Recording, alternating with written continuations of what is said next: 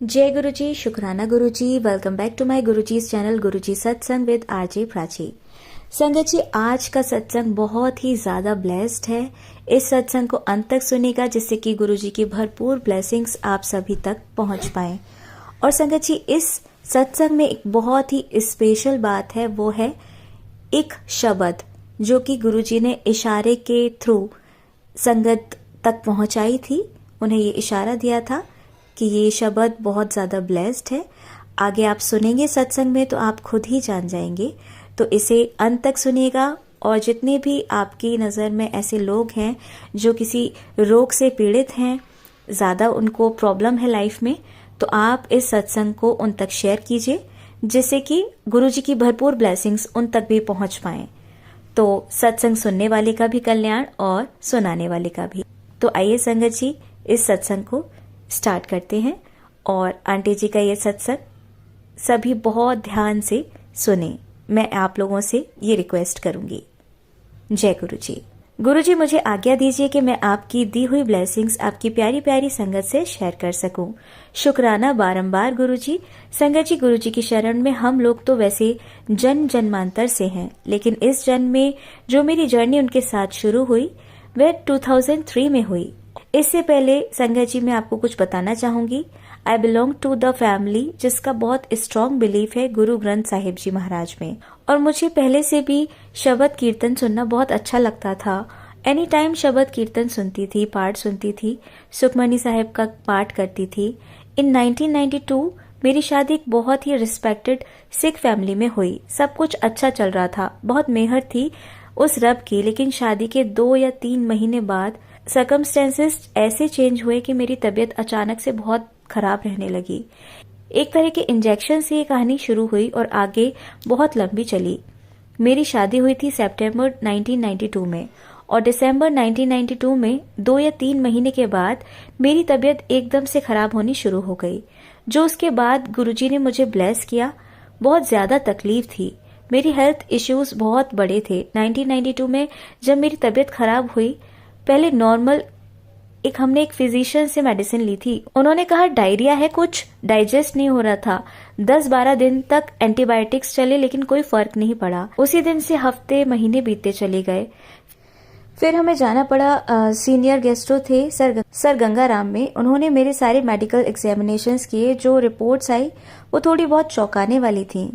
It was quite shocking कि अच्छा भला हंसता खेलता एक हेल्दी बच्चा जिसको कोई तकलीफ नहीं थी, उससे पहले जब मेरी रिपोर्ट आई तो मेरा जो हीमोग्लोबिन था उस रिपोर्ट में 6 था, जबकि उससे पहले बिल्कुल नॉर्मल था। और मैंने वेट भी बहुत रिड्यूस कर लिया था। ट्रीटमेंट स्टार्ट हुआ लेकिन कोई फर्क नहीं था।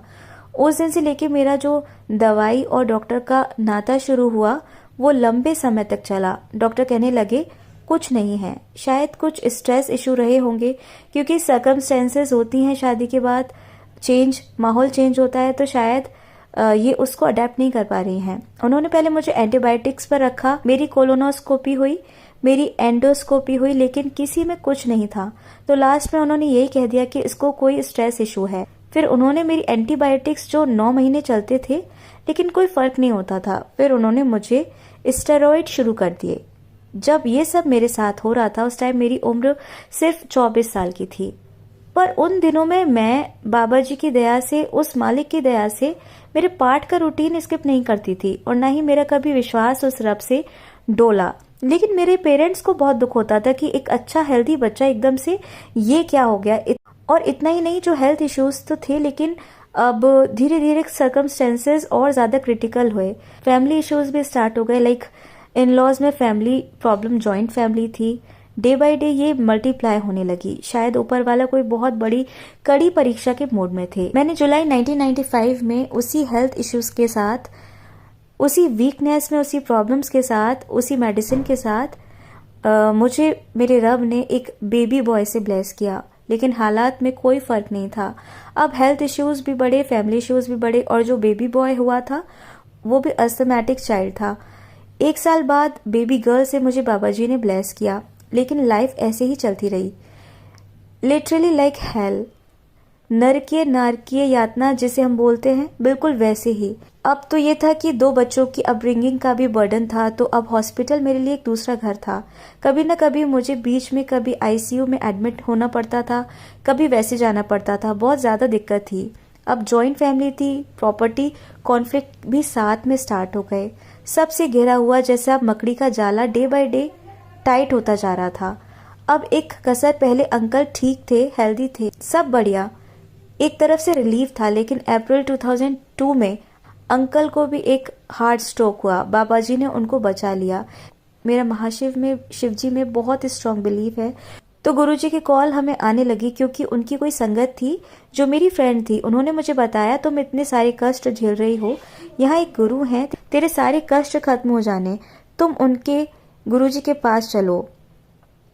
मुझे समझ नहीं आया था कि वो कहाँ ले जाना चाहते हैं या ऊपर वाला मेरा कौन सा कष्ट काटना चाह रहा था। जैसे मैंने आपको पहले ही बताया था कि मेरे बहुत स्ट्रांग बिलीफ था गुरु ग्रंथ साहिब जी पर, तो मुझे लग रहा था कि मैं जाके कोई गलती ना कर बैठूं, और शायद मेरे कर्म का अकाउंट बहुत ज्यादा कॉम्प्लिकेटेड था। तो मैंने उनको ये कह के टाल दिया कि नहीं, मेरे छोटे बच्चे हैं, मेरा घर से निकलना बहुत मुश्किल है, हालात अब बद से बदतर होते जा रहे हैं। अब ऐसा होने लगा था संगत जी की 15 दिन में एक बार आईसीयू में होती थी और अंकल बच्चे बाहर खड़े होकर रोते थे, एंड वाइस वर्सा। अगली बार अंकल आईसीयू में होते थे और मैं और बच्चे बाहर खड़े होकर रो रहे होते थे। अब धीरे धीरे स्टेरॉइड्स का इतना ज्यादा यूज हो गया कि मुझे अपने हाथों से स्टेरॉइड्स के इंजेक्शन भी लगाने पड़ते थे। जैसे कि मैंने पहले आपको बताया था कि मेरे इन लॉज में जॉइंट फैमिली थी और मेरे फादर इन लॉ ने मेरी मैरिज से पहले अपनी सारी प्रॉपर्टीज अपने छोटे ब्रदर के नाम कर दी थी।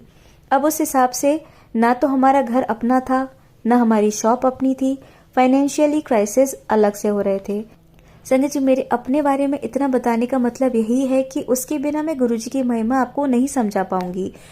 2002 में मेरे कुछ हेल्थ चेकअप्स हुए तो डॉक्टर्स ने अब मुझे अल्सरेटिव कोलाइटिस डायग्नोज कर दिया, जिसमें आपकी आंतों पे, आपकी इंटेस्टाइन पर अल्सर्स होते हैं। इट वॉज पेनकोलाइटिस, जिसमें आपकी ऑलमोस्ट सारी आंतें सड़ चुकी थी, सारी आंतों पे छोटे छोटे अल्सर्स थे। इतने समय से शायद मेडिसिन की वजह से, ये वो क्या था मुझे नहीं पता, और भी बहुत सारे हेल्थ इश्यूज साथ साथ जुड़ते चले गए। जब आप इतने टाइम तक कुछ खा नहीं पा रहे, डाइजेस्ट ही नहीं कर पा रहे हो, तो बहुत सारे हेल्थ इश्यूज हो जाते हैं। अब मुझे कुछ समझ नहीं आता था, बच्चे छोटे थे और अपने लिए मैं सिर्फ एक ही अरदास करती थी कि बाबा जी इतनी लाइफ ब्लेस कर दो कि मैं इन बच्चों को बड़ा कर पाऊं। मेरे लिए गुरुद्वारा में अखंड पाठ साहिब रखाए जाते थे, अरदास की जाती थी, लेकिन बाबा जी परीक्षा लेते ही जा रहे थे। मेरी मम्मी बहुत अरदास करती थी कि बाबा जी इसको ठीक कर दो, और उनकी पुकार शायद गुरुजी के चरणों तक पहुंची। और एक दिन हम अखंड पाठ साहिब से समाप्ति करवाकर गुरुद्वारा साहिब से घर आ रहे थे, तो गाड़ी से उतरते ही घर के सामने एक आंटी मिल गई जो मुझे बड़े दिनों से गुरुजी के जाने की कह रही थी। तब तक हालत इतनी खराब हो चुकी थी कि उन्होंने मुझे पहचाना ही नहीं। मेरी मम्मा से पूछने लगी, सोनिया दी की हालत, तो मम्मा रोने लगी। तो जैसे ही उन्होंने मुझे देखा, मुझे कहती, तू मर जाएगी तो तेरे बच्चों को कौन संभालेगा, गुरुजी का सत्संग है शामनाल, तो तू मेरे साथ चल। तो वो मुझे गुरुजी के मतलब जैसे पकड़ कर ले जा रही थी मेरे कष्टों को काटने के लिए। अब मेरी सिचुएशन थी कि मरता क्या ना करता। हम शाम को 6 बजे एम्पायर स्टेट के लिए निकले। उन दिनों गुरुजी एम्पायर स्टेट बैठते थे अपनी संगत के कल्याण के लिए। 7, सवा 7 तक हम पहुंचे तो रास्ते भर वो आंटी मेरे से गुरुजी की महिमा करती जा रही थी। वहां पहुंचते ही मैंने देखा एक बहुत ही सुंदर चोले में बहुत डिवाइन रॉ के साथ गुरुजी गद्दी पर विराजमान थे। उनको देखते ही I was so spellbound कि मेरी आंखें बंद हो गईं। मुझे उनके चेहरे पर इतना तेज कि मैं चाहकर भी उनका फेस नहीं देख पा रही थी। मैंने मत्था टेका, मैं बिल्कुल गुरुजी के साथ ही स्थान मिलाकर आगे बैठ गई। शब्द चल रहे थे, भाई हरप सिंह जगाती वालों जी का मेहरा वालिया साइया रखी चरना दे कोल।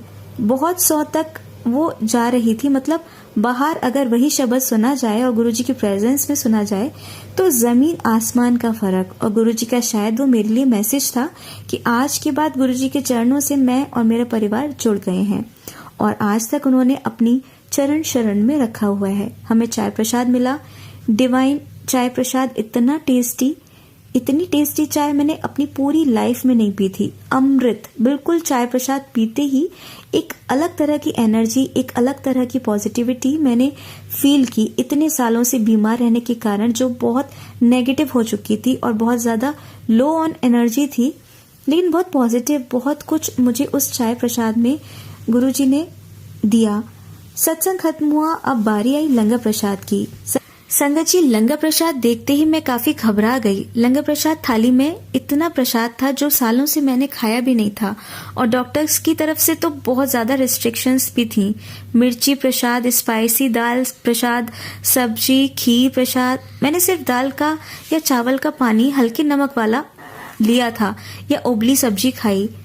देख दिल तो किया कि इतना सारा जो प्रसाद में आया सारा फिनिश कर दूं, लेकिन मैं डर गई कि मेरे अल्सर मुझे ये अलाउ नहीं करते, मेरी हेल्थ कंडीशन मुझे ये अलाउ नहीं करती। मैंने आंखों से उन आंटी को मना किया और धीरे से बोला, मैं ये नहीं खा सकती, मेरे तो अल्सर फट जाने हैं। तो उन्होंने कहा, चुपचाप खा ले, तेरी दवाई है, कुछ नहीं होना। मैंने भगवान को याद किया तो इतने में मेरी नजर गुरुजी की तरफ पड़ गई। वो मुझे ही देख रहे थे और उनको देख के मुझे इतनी घबराहट हुई कि मैंने फटाफट लंगर प्रसाद खाना शुरू कर दिया। संगत जी, मानने की बात है, जैसे जैसे मेरे अंदर वो लंगर प्रसाद जाता गया, मेरे अंदर मैंने एक बहुत डिवाइन एनर्जी, एक हीलिंग फील की। वो बिल्कुल डिवाइन एक्सपीरियंस था जो शब्दों में बयां करना मेरे लिए नामुमकिन है। मुझे लगा मेरे सालों से बीमार शरीर तो है ही, मेरी सोल भी फिजिकली बीमार थी। मैं मेंटली भी सिक हो चुकी थी, इमोशनली और तो और मेरी सोल तक सूख चुकी थी। लेकिन गुरुजी ने उस लंगर प्रसाद में मुझे सब कुछ फील कराया, फिजिकली, मेंटली, इमोशनली, और मेरी सोल भी एकदम से फुल ऑफ एनर्जी, एक अलग सा ऑरा मैंने अपने आप उस दिन फील किया। लंगर प्रसाद करने के बाद आज्ञा लेने की बारी आई तो आंटी जी मुझे ले गईं और मुझे गुरुजी की चेयर के साइड पर खड़े होने का मौका मिला। गुरुजी उन्होंने ये कहकर मुझे इंट्रोड्यूस कराया, गुरुजी मेरी फ्रेंड। गुरुजी ने मुझे देखा, स्माइल की और कहते जा रहे थे और बोले, कल्याण कितना तेरी फ्रेंड दा भी। उनके उस 2 वर्ड ने संगत जी मेरी लाइफ को प्रॉपरली चेंज कर दिया। एक बहुत ही सुंदर सा यू टर्न लिया जो मैं अभी आपको बताती हूँ। जैसे ही हम एम्पायर स्टेट से छोटे मंदिर से बाहर आए तो मेरा ऑरा बिल्कुल चेंज था, फुल ऑफ एनर्जी। मुझे ऐसा लग रहा था कि मैं वो हूं ही नहीं जो मैं थोड़ी देर पहले यहाँ आई थी। मैं एकदम से निराश, थकी, हताश, जिंदगी से हारी, और अब जब निकली तो बिल्कुल अलग सी। मैं वापस घर की तरफ आई और धीरे धीरे ऐसा गुरुजी ने हमें किया कि अब वंस अ वीक मैं, अंकल और बच्चे एम्पायर स्टेट आने जाने लगे गुरुजी के दर्शन के लिए। पूरा हफ्ता मुझे वेट रहता था कि कब वो दिन आएगा, सत्संग डे, और मुझे गुरुजी के जाने का मौका मिलेगा। वो दिन था मेरी खुशियों का, मेरे नए जीवन की एक शुरुआत का। गुरुजी ने ऐसा मिरेकल किया कि जो प्रॉपर्टी हमें सालों से नहीं मिल रही थी, गुरुजी से जुड़ने के थोड़ी देर बाद ही मेरे हस्बैंड के चाचा जी ने वो हमारे नाम कर दी। हमारी शॉप अब हमारी थी, हमारा घर हमारा था। ये हमारे लिए बहुत बड़ी ब्लेसिंग थी। संगत जी, जो जो चीज सालों से नहीं हो पा रही थी और वो गुरुजी के यहाँ जाने से ही वो सब हुई। संगत जी, मैंने कभी गुरुजी को ये नहीं बोला कि मुझे ये दिक्कत है, मैं बीमार हूँ, मेरे अंकल बीमार हैं, या मेरे घर में कभी ये कोई दिक्कत है। कभी भी इस इंटरेक्शन का गुरुजी ने मौका ही नहीं दिया। जैसे कि हम अभी शब्द सुन रहे थे, बिन बोलिया सब कुछ जानता। गुरुजी को कुछ कहने की जरूरत नहीं, कुछ मांगने की जरूरत नहीं। उनको सब पता है कि किसको कब क्या कैसे ब्लेस करना है, वो वैसे ही ब्लेस करते हैं। यहाँ आके गुरुजी के दर में आकर कुछ भी मांगना एक बहुत ही बड़ी मूर्खता है। गुरुजी को सब पता है, वो टाइम आने पर सब अपने आप ही करते जाते हैं। संगत जी, ऐसा हो रहा था कि अब मतलब लाइफ बिल्कुल चेंज हो रही थी। बहुत अच्छा लग रहा था। पता नहीं गुरुजी ने मेरे कौन से पिछले जन्म मेरे कर्म अकाउंट क्लियर किए थे। जैसे गुरुजी कहते हैं कि जब तुसी मेरे सामने आंदे हो तो सारे जन्म जन्मांतर दे बही खाते मेरे आगे खुल जांदे ने। मेरा भी कुछ ऐसा ही था। गुरुजी ने बही खातों में जो भी करना था उन्होंने अपने आप कर दिया। और नेक्स्ट सत्संग जो मेरा है, एक दिन गुरुजी से आज्ञा लेकर मैं उठ रही थी तो गुरुजी ने मुझसे पूछा कि कित्थों आई तू। तो मैंने गुरुजी से बोला, गुरुजी तिलक ना कर दो। गुरुजी ने स्माइल करी और बोले, जा ऐश कर ते तिलक लगा एथे की कर दी। उस दिन मुझे समझ नहीं आया कि गुरुजी ने मुझे क्या ब्लेस किया, लेकिन गुरुजी ने उस दिन मुझे ब्लेस किया था ओवरकम होने के लिए। तिलक मीन्स विक्ट्री। जब आप किसी चीज पर जीत हासिल करते हो तो उस टाइम आपका तिलक किया जाता है। गुरुजी ने उस दिन मुझे विक्ट्री ब्लेस की, जिसने मुझे मेरी सारी प्रॉब्लम से ओवरकम कराया। हर चीज से मुझे जीत हासिल हुई, हर जंग से जिंदगी की उन्होंने मुझे जीत दिलाई और मैंने तिलक लगाया। ये है मेरे गुरुजी, जो छोटे 2 वर्ड में आपकी सारी लाइफ चेंज कर देते हैं, होल लाइफ। उस दिन मैं बहुत खुश थी कि गुरुजी ने मुझसे बात की, लेकिन मुझे उनकी जो ब्लेसिंग से उसका मतलब था वो बहुत टाइम बाद पता चला, जब मैंने हर प्रॉब्लम से ओवरकम किया। ये है मेरे मालिक। एक दिन अब धीरे धीरे गुरुजी की दया से गुरुजी ने उस सर्कमस्टेंसेस से भी बाहर निकाला, उन लड़ाई झगड़ों से बाहर निकाला जिनमें हम फंसे हुए थे। गुरुजी ने मुझे एक नया घर ब्लेस किया सुभाष नगर में। ये 2006 की बात है, मतलब 2003 से 2006 तक आते आते 3 सालों में गुरुजी ने मुझे नई लाइफ, हेल्थ, वेल्थ, हैप्पीनेस सब ब्लेस कर दिया था। और तो और उन्होंने अपना सिमरन करने का मुझे एनर्जी देते, मुझे सद्बुद्धि देते। उसी ब्लेस हाउस में गुरुजी का एक छोटा सा प्यारा मंदिर बना हुआ था, जहां अंकल की शॉप के जाने के बाद और बच्चों के स्कूल जाने के बाद मैं गुरुजी के स्वरूप से घंटों बातें करती थी, जो गुरुजी ने अपने हाथ से मुझे ब्लेस करके दिया हुआ था। उनका शुक्राना करती थी। अब एक दिन ऐसा हुआ कि मैं उस मंदिर में बैठी थी और शब्द लगा हुआ था, तुम करो दया मेरे साईं, और मैं बहुत लगन के साथ आंखें बंद करके उसको सुन रही थी। तो मेरे घर में उस समय कोई भी नहीं था मेरे अलावा, तो मुझे ऐसा लगा कि जैसे मंदिर में कुछ हल्की सी हलचल हुई है और मेरे अलावा भी वहां पर कोई है। जैसे हम सब जानते हैं कि संगत जी, गुरुजी ओमनी प्रेजेंट हैं। तो उसी दिन शाम को मुझे, जो हमारा प्रोग्राम नहीं था लेकिन गुरुजी का बुलावा था, तो गुरुजी के सत्संग में जाने का वो मौका मिला। तो अभी गुरुजी चोले में अपनी चेयर पर, आसन पर विराजमान नहीं थे, अपने सिंहासन पर। वो किचन के बाहर एक छोटा सा कंसोल सा पड़ा हुआ था, उस पर बैठे हुए थे अपने कैजुअल वेयर में। हम थोड़ी जल्दी पहुंच गए एम्पायर से उसी दिन शाम को, जिस दिन मैंने ये मंदिर वाला आपको बात बताई। तो जब भी हम गुरुजी के पहुंचे तो उसमें वही सेम शब्द लगा हुआ था, तुम करो दया मेरे साईं। तो एकदम से मैं हैरान, और गुरुजी की तरफ मैंने देखा और गुरुजी मेरी तरफ ही देख रहे थे और एक सरकास्टिक टोन में स्माइल कर रहे थे। तो मुझे समझ आ गया कि उस टाइम जो मंदिर में थे गुरुजी ही थे जो ब्लेस कर रहे थे। ये है मेरे मालिक, जो हर जगह आपके साथ रहते हैं। संगत जी, मैंने पहले जैसे आपको बताया कि गुरुजी ने हमें शॉप ब्लेस की थी। ये शॉप दिल्ली गणेश नगर, तिलक नगर एरिया में थी, हार्डवेयर मार्केट में। 2005 में जब वहाँ मेट्रो का रूट था, मेट्रो बन रही थी, मीन्स उधर से निकलनी थी। तो हमें नोटिस आया कि हमारी almost more than half shop उस मेट्रो प्रोजेक्ट के अंदर टूट जाएगी और उसका कोई कंपनसेशन गवर्नमेंट की तरफ से नहीं मिलेगा। ये थोड़ी सी और प्रॉब्लम वाली बात थी, लेकिन गुरुजी पर विश्वास था। पता था कि जब इतनी उलझनों से उन्होंने निकाला है तो ये उलझन तो उनके लिए कोई चीज ही नहीं है।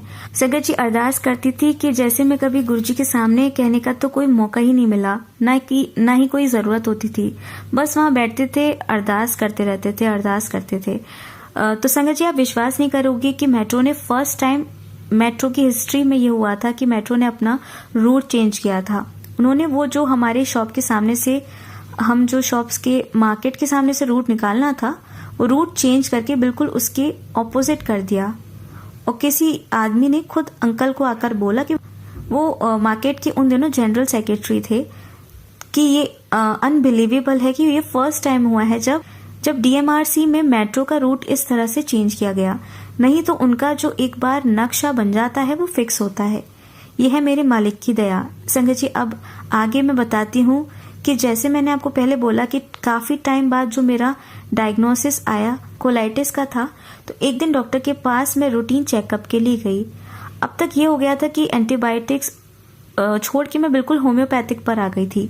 नॉर्मल लाइफ लीड कर रही थी, खान पान बिल्कुल नॉर्मल इंसान की तरह था, जो कि मैं सालों से सिर्फ चावल का पानी और दाल का पानी पी रही थी। उस दिन हम डॉक्टर के पास गए, शायद अंकल के लिए ही गए थे, मेरी कोई प्रॉब्लम भी नहीं थी। तो डॉक्टर ने ऐसे मुझे देख के, फैमिली डॉक्टर थे, तो कह रहे थे कि आपने सोनिया जी काफी टाइम से अपनी कोलोनोस्कोपी नहीं करवाई है, कोलाइटिस के पेशेंट हैं, एक बार अपने कोलोनोस्कोपी करा लीजिए ताकि आपकी डिजीज रिस्की है। कोई अंदर फेस चेंज ना कर ले। तो अंकल ने कहा कि एक बार टेस्ट कराने में कोई दिक्कत नहीं है। तो दूसरे तीसरे दिन अपॉइंटमेंट लेकर जब मैंने कोलोनोस्कोपी कराई, तो जब डॉक्टर कोलोनोस्कोपी करके बाहर आए तो उन्होंने मुझसे पूछा कि कौन सी मेडिसिन ले रहे हो।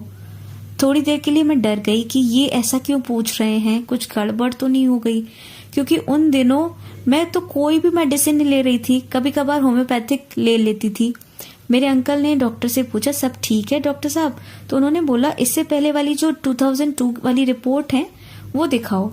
तो वो रिपोर्ट्स मेरे पास भी हैं, हम साथ ही लेकर गए थे। हमने डॉक्टर को दिखाई तो कहने लगे कि देखिए सर, पहली रिपोर्ट में इनके सारे इंटेस्टाइन पर अल्सर हैं, एक तरह से सारी आंतें गल गई हैं। लेकिन इस लेटेस्ट कोलोनोस्कोपी की रिपोर्ट में इनकी आंतें बिल्कुल हेल्दी और स्वस्थ दिख रही हैं।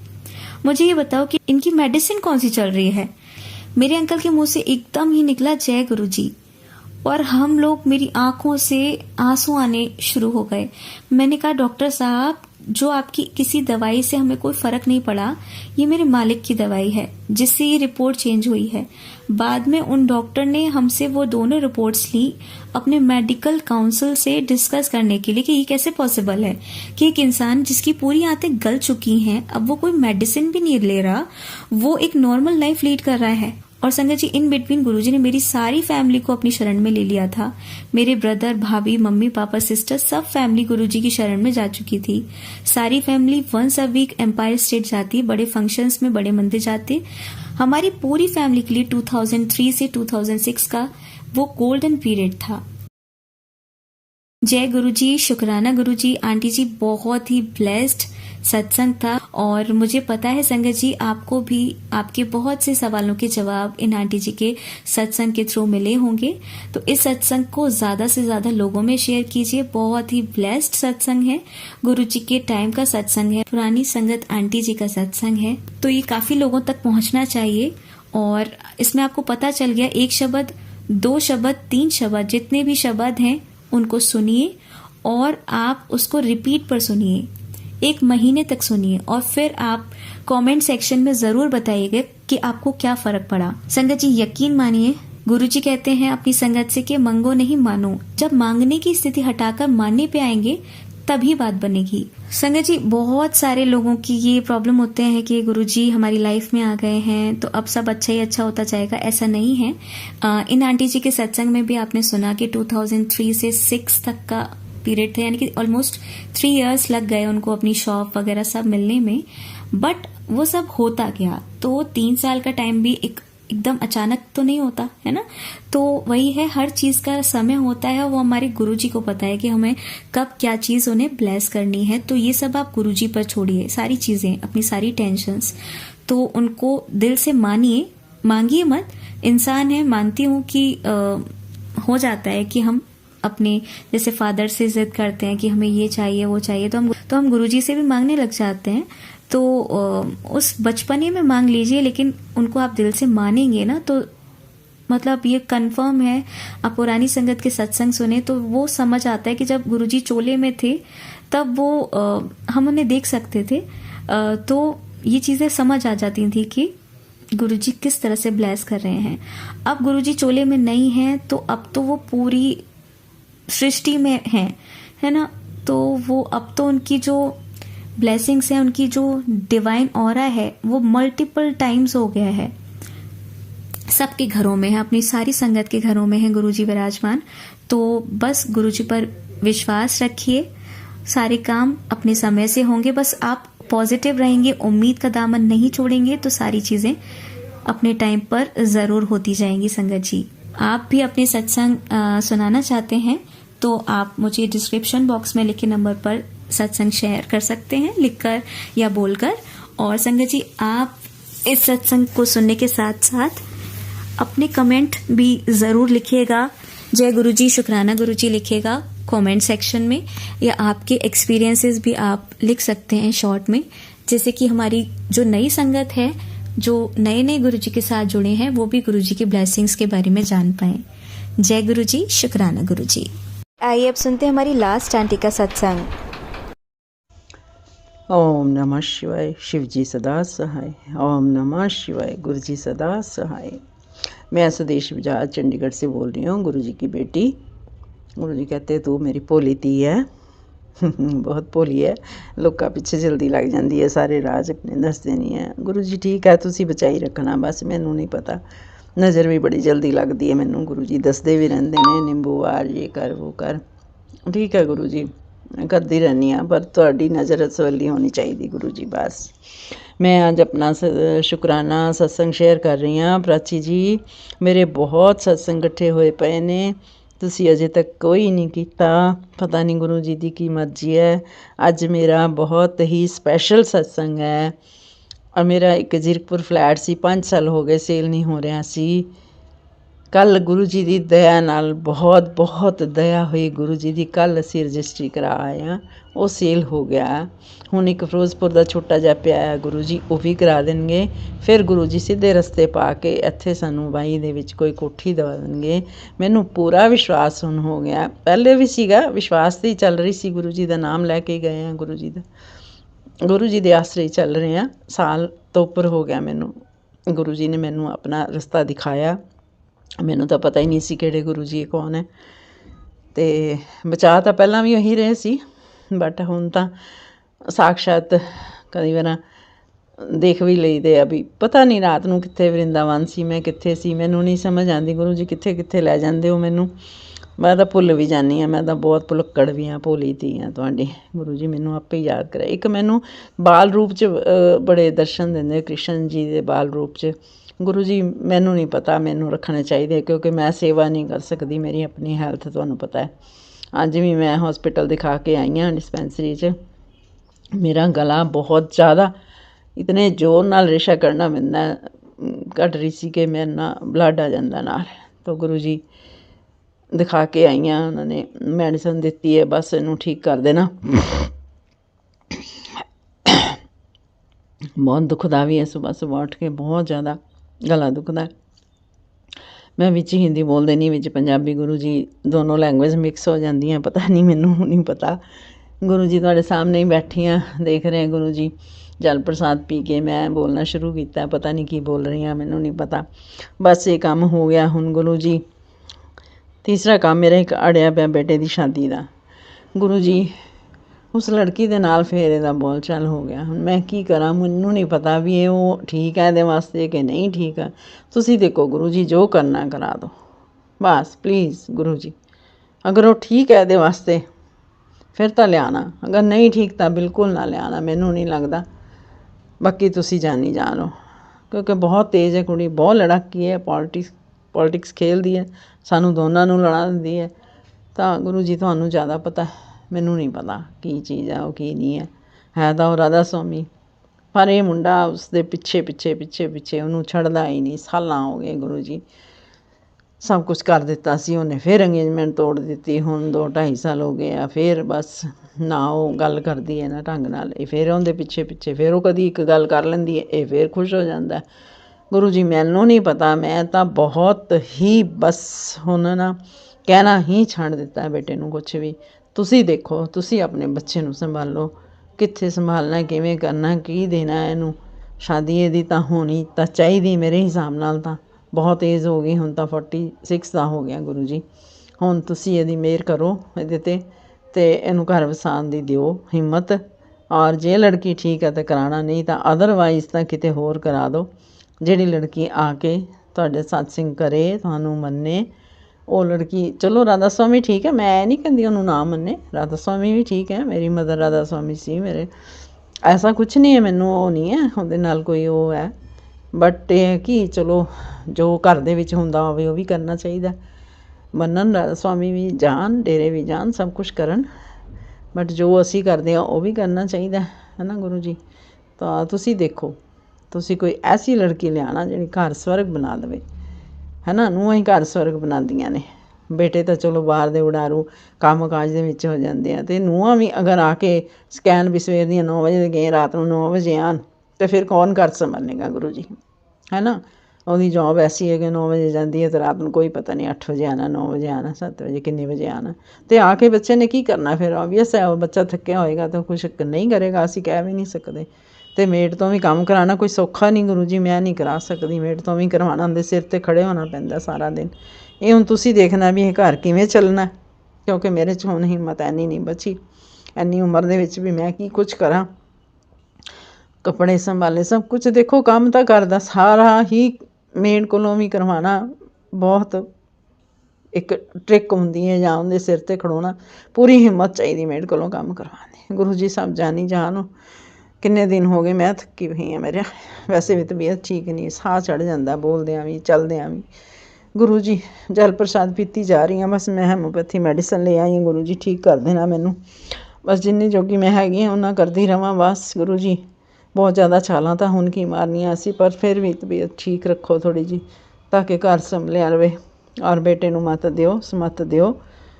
ਗੁਰੂ ਜੀ ਤੁਸੀਂ ਕਰਨਾ ਬਸ। ਹੁਣ ਮੈਂ ਸਭ ਕੁਛ ਛੱਡ ਦਿੱਤਾ, ਮੈਂ ਉਹਨੂੰ ਵੀ ਬੋਲਣਾ ਛੱਡਤਾ ਹੈ, ਕੁਛ ਵੀ ਮਨ ਨਾ ਕਰਨਾ, ਕੋਈ ਉਪਾਏ। ਗੁਰੂ ਜੀ ਕਹਿੰਦੇ ਕੋਈ ਉਪਾਏ ਨਹੀਂ ਤੂੰ ਕਰਨਾ, ਮੇਰੀ ਫੋਟੋ ਦੇ ਨਾਲ ਵੀ ਆ ਜਾਏ ਉਪਾਏ, ਉਹ ਵੀ ਨਹੀਂ ਕਰਨਾ। ਪਹਿਲਾਂ ਕਹਿੰਦੇ ਸੀ ਨਿੰਬੂ ਆ ਰਹੇ ਕਰ ਉਹ ਕਰ, ਤਾਂ ਹੁਣ ਗੁਰੂ ਜੀ ਦਾ ਮੈਸੇਜ ਆਇਆ ਕਿ ਚਲੋ ਫਿਰ ਵੀ ਉਹ ਤਾਂ ਮੈਂ ਥੋੜ੍ਹਾ ਬਹੁਤਾ ਕਰ ਲੈਂਦੀ ਹਾਂ ਆਪਣੇ ਆਪ ਵਾਸਤੇ, ਕੋਈ ਨਜ਼ਰ ਲੱਗੀ ਹੈ ਜਾਂ ਬੇਟੇ ਦਾ ਵੀ ਕਰ ਦੇਣੀ ਹਾਂ। ਗੁਰੂ ਜੀ ਹੁਣ ਮੈਂ ਕੋਈ ਉਪਾਏ ਨਹੀਂ ਕਰਨਾ, ਕੁਛ ਨਹੀਂ ਕਰਨਾ, ਨਾ ਮੈਂ ਕੀਤਾ ਨਾ ਮੈਂ ਕਰਨਾ।